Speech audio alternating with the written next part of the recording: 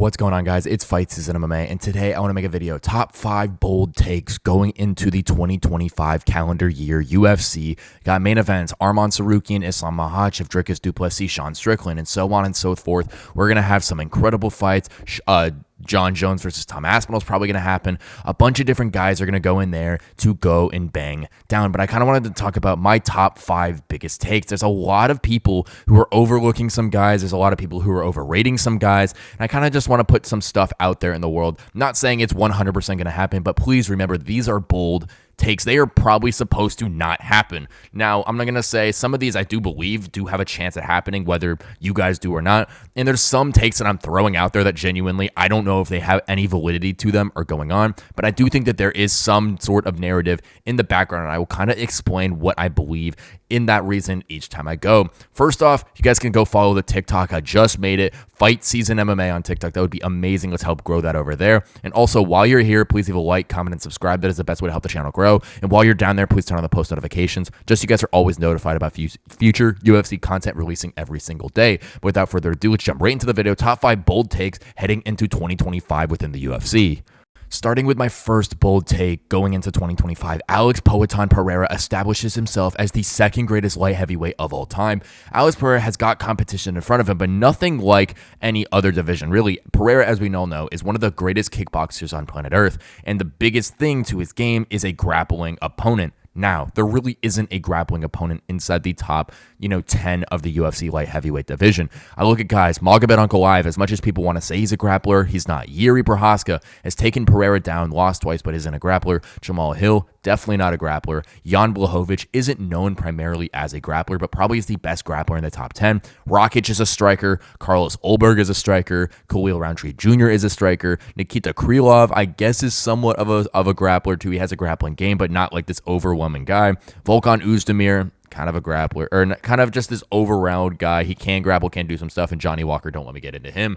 I look at the UFC light heavyweight division, and I see that Alex Pereira is going to fight Magomed Ankalaev next. Let's say UFC 313, 314, one of those events. I think he's going to go out there and absolutely flatline Magomed Ankalaev. That would mean the next person up would probably be the winner of Yuri Prochazka or Jamal Hill, or the winner of Jan Blachowicz versus Carlos Ulberg. If you didn't know, that fight's going down. That fight's going down at UFC Manchester, I believe. No, UFC London, I think it is.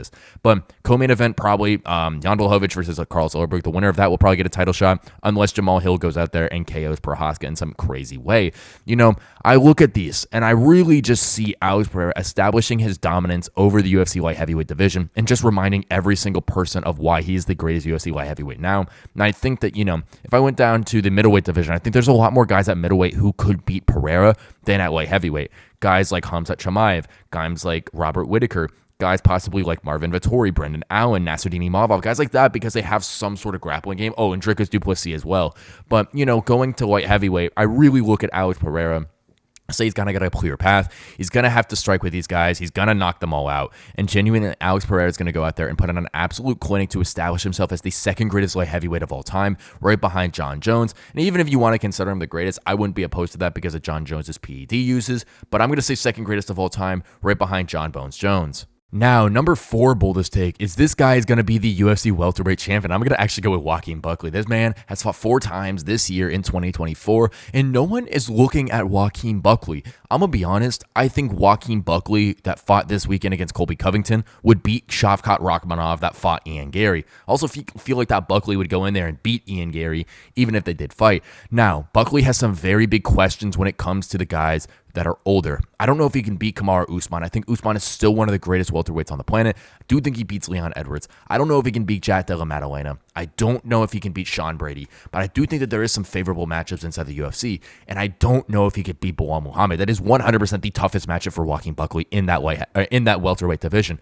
But Buckley's got great wrestling. He's got great takedown defense. He's also a very powerful and explosive striker. So I do think that he could get Bilal Muhammad out of there in the first round. I don't know why everyone is sleeping on Joaquin Buckley. He fought this year against Vicente Luque, got into the top 15. He then fought Nursultan Ruziboyev, who was a 6'5" UFC welterweight, beat him, knocked out Stephen Wonderboy Thompson, the second time he's ever been knocked out in his UFC career, and just beat Colby Covington at the main event of UFC Tampa. I look at how dynamic Joaquin Buckley is. I look how well-rounded Joaquin Buckley is. And I just see a pathway that he could become the greatest UFC welterweight right now inside the UFC. And I'm not saying of all time, I'm just saying he would become welterweight champion. Now, like I said, there's some very interesting fights right there. I don't know if he could beat Sean Brady. I don't know if he could beat Jack Della. I don't know if he could beat Shavkat, but if Shavkat fought Gary, I think he goes in there and beat him. I don't know if he could beat Usman. I don't know if he could beat Bilal, but I do think that Joaquin Buckley has all the talents and everything at his disposal to go in and do so, that I'm pretty confident that he could actually become welterweight champion in 2025.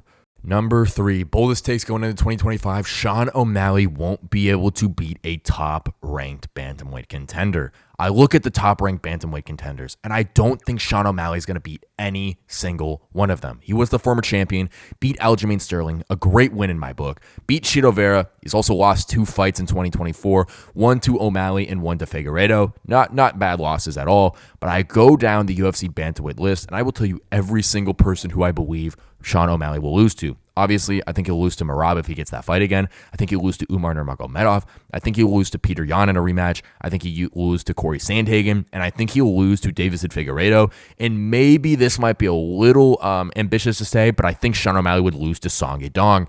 You know, I look at these guys inside the bantamweight division, and I see a massive hole in Sean O'Malley's game, and that is the grappling department. Now, he does have really good takedown defense, but he doesn't have that grappling like any of the guys I just named. Like Peter Yan and Corey Sandhagen are both strikers, but have implemented grappling into their game. Davidson Figueiredo has turned into a grappler going up to the UFC 135-pound division. Also, guys like Umar and Merab are just suffocating grapplers. I think Song Yadong kind of falls in there with Sandhagen, and Yan is a good striker, but also has the grappling ability as well. I just think Sean O'Malley has a tough time on his hands, considering that he is the number 1 ranked UFC bantamweight, and it's gonna have to fight either Umar Nurmagomedov or Merab again for the UFC bantamweight title, or he's gonna have to fight Peter Yan, Corey Sandhagen, Davidson Figueiredo, some guy like that. I just don't know if he could win those fights. Bantamweight division is absolutely stacked. I look at Peter Yan's last performance, look at Umar's last performance, I look at Merab's win over O'Malley. I just think that these guys genuinely, I don't know if Sean O'Malley can go in there and compete with them, and I genuinely think Sean O'Malley's gonna have a very tough time competing in the top part of the bantamweight division. Number 2, boldest take inside the UFC. 2025 starts the decline and regression of Israel Adesanya. Adesanya has lost 3 out of his last 4 fights, but in that time, it really wasn't looked at as this big decline in Adesanya's career. First fight he lost, November 2022, was winning that fight 3 rounds to 1 against Alex Pereira. All he needed to do was survive that 5th round.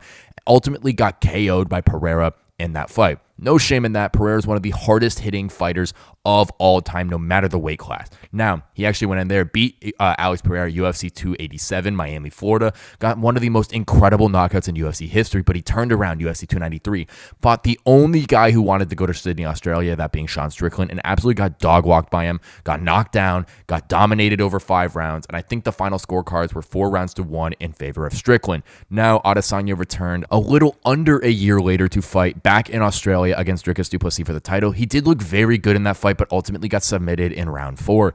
You know, I look at this middleweight division. It's kind of the same thing with Sean O'Malley. I don't know if Izzy can beat these middleweights. I look at Dricus du Plessis. He's not beating Dricus. Look at Sean Strickland. He's lost to Sean Strickland. He's not beating Shamaev. I think Whitaker won that fight at UFC 271, and I think is going to go in there and beat Adesanya if they do have a rematch. I do favor Nasruddin Imavov very slightly in a fight with Israel Adesanya. Caio Borralho is a very good up-and-coming middleweight. I think that Israel Adesanya could beat the guys in the bottom part of the top 10, say Marvin Vettori, Jared Cannonier, Brendan Allen, Roman Dolidze, Paulo Costa, Jack Hermanson. But I don't know if you can beat those top-rated UFC middleweights right now. And I think that Adesanya has had such an illustrious career that he's only going to fight the toughest challenges coming every single time. And Imavov is that. Imavov isn't the biggest known guy inside the UFC, but he's beat guys in his last 3. He's beat Roman Dolidze. He beat Jared Cannonier. He beat Brendan Allen. All these guys are super good, and now he's getting a shot with Israel Adesanya, and is a very dangerous fight for Adesanya going into that one. But genuinely, I think that Israel Adesanya's title reign and title challenging days are completely over. Not saying he couldn't get himself back into that fight. Like I said, this is a bold take, but I do think that Israel Adesanya could possibly lose to Nasruddin Imavov. He would then probably lose to someone like Caio Borralho or Robert Whitaker. I just don't see a world where Izzy kind of regains that kind of title stature that he had back in 2021, 2022, 2020. And my number 1 boldest take going into 2025, Tom Aspinall KOs John Jones round 1. Now, the reason I say this is I look at Tom Aspinall's last 3 fights. He's got 3 KOs in round 1.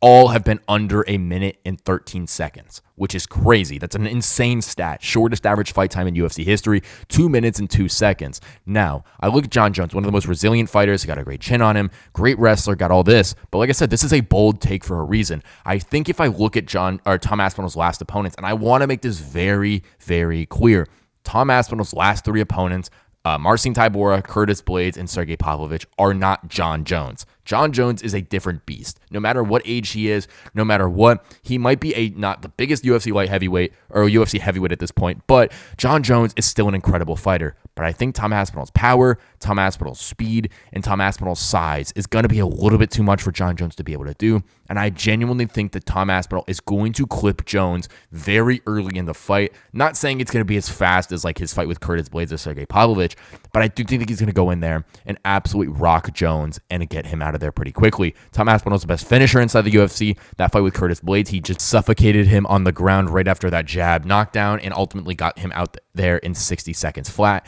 I just look at this. I see Jon Jones has a very tough time and a very tall task at hand with fighting someone like Tom Aspinall. And I'm not saying that he could never win a fight with Aspinall. That's not what I'm saying. I'm saying this is a bold take. Tom Aspinall will continue his reign as the fighter with the shortest average fight time in UFC history, going in there and flatlining Jon Jones, making him retire. I think that Tom Aspinall is that good. I think people overlook him in that instance. And I genuinely think that Tom Aspinall is one of the most special fighters in the UFC, especially in the UFC heavyweight division. To the intangibles he has, to the tangible abilities he has, I think it's going to be an absolutely bloodbath fight. And I think he's going to go out there and flatline Jon Jones in one of the most stunning knockouts in UFC history. Thank you guys so much for watching this episode of Fight Season MMA. And please, please, please remember that these are hot, bold takes. I don't need a bunch of comments going down there and saying like, oh, you don't know what you're doing or this or that.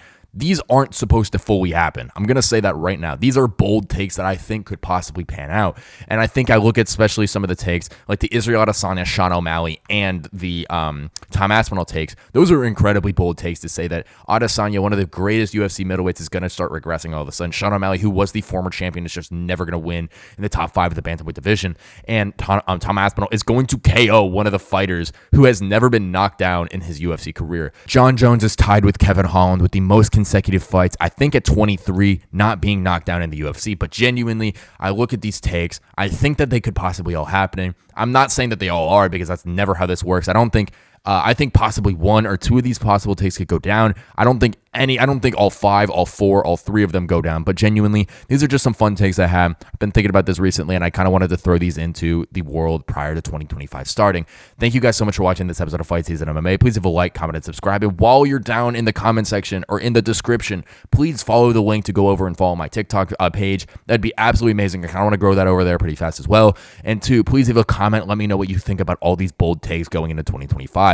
Thank you guys so much for watching. I will catch you guys very soon with more UFC content and news.